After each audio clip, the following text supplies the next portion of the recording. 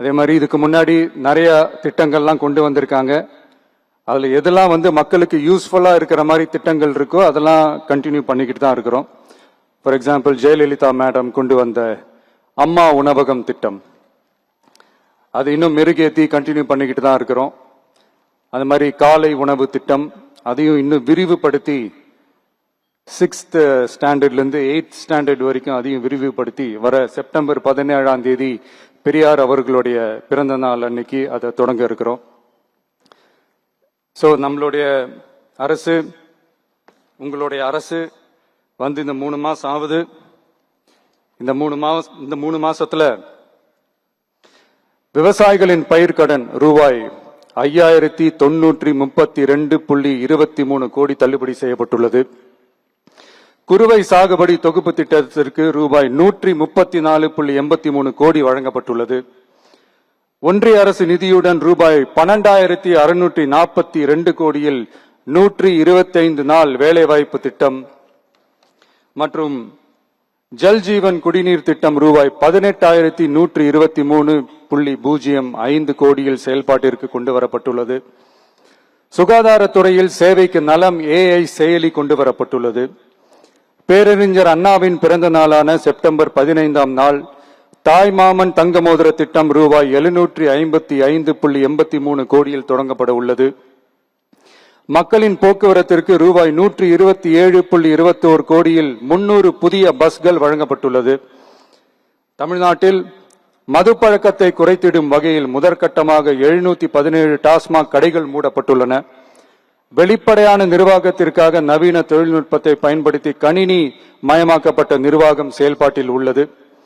முன்னெப்போதும் இல்லாத ஆளில்லா பத்திரப்பதிவு செயல்பாட்டிற்கு கொண்டு வரப்பட உள்ளது.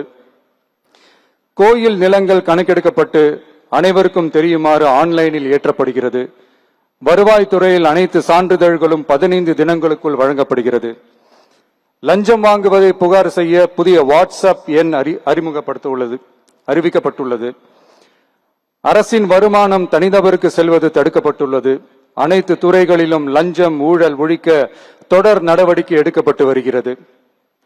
கனிம பயன்பாடு முறைப்படுத்தப்பட்டு நவீன தொழில்நுட்ப உதவியுடன் விநியோகிக்கப்படுகிறது.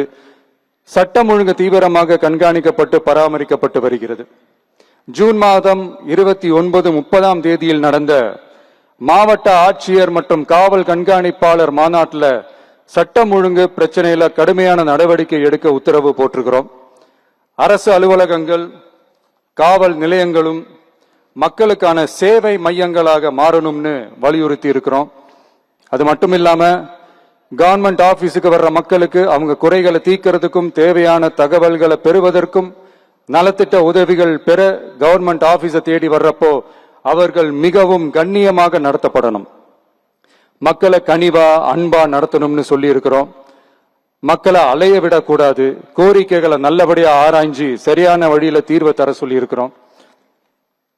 சுதந்திர போராட்ட தியாகிகள் தங்கள் உயிரை தியாகம் செஞ்சு கிடைச்ச சுதந்திரம் மிக சிலருக்கான சுதந்திரமா மட்டும் இல்லாம ஒவ்வொரு இந்திய குடிமகனுக்கும் சுய மரியாதை, சம உரிமை, சம வாய்ப்பு மற்றும் கண்ணியமான வாழ்க்கையை வழங்கும் உண்மையான மக்கள் சுதந்திரமா இருக்கணுங்கிறதே எல்லாரோட மிகப்பெரிய எதிர்பார்ப்பா இருக்கு. அதை நிறைவேற்றுற பொறுப்பும் நம்மளோடது தான். தமிழ்நாட்டு மக்களோட இணைஞ்சு தமிழகத்தை இந்தியாவின் முன்மாதிரி மாநிலமாகவும் உலக அளவில் வளர்ந்த நாடுகளுக்கு இணையா தமிழ்நாட்டு பொருளாதாரத்தை 2036 ஆண்டுக்குள் $1.5 trillion உயர்த்திட நாம உறுதியேற்போம். மக்களே, எல்லாரும் ஓட்டு போட்டுட்டோம். உங்க அண்ணனை, உங்க தம்பிய, உங்க பிள்ளைய எல்லாரும் ஜெயிக்க வச்சு முதலமைச்சரா ஆக்கிட்டோம். அதனால நம்ம கடமையெல்லாம் முடிஞ்சிருச்சுன்னு சொல்லி யாரும் ஒதுங்கி போயிடாதீங்க. இனிமேதான் நீங்க நம்மளோடவே கூடவே இருக்கணும். உறுதியா நம்ம அரசோடவே கூட இருக்கணும். அப்பதான் உங்களுக்காக இருக்கிற எல்லா நல்ல திட்டங்களையும் என்னால செயல்படுத்த முடியும். 8 கோடி பேரோட அந்த பிரதிநிதி தான் முதலமைச்சர் பதவின்னு சொல்லுவாங்க. அதனாலதான் சொல்றேன், மக்கள் தான் ஆட்சியாளர்கள். இங்க நானு எல்லாருமே, அங்க இருக்கிறவங்க எல்லாருமே மக்களோட சர்வன்ட்ஸ். அப்படிதான் நான் அதை பாக்குறேன். வாங்க எல்லாருமா சேர்ந்து நம்ம கடமையை சேர்ந்து செய்வோம்.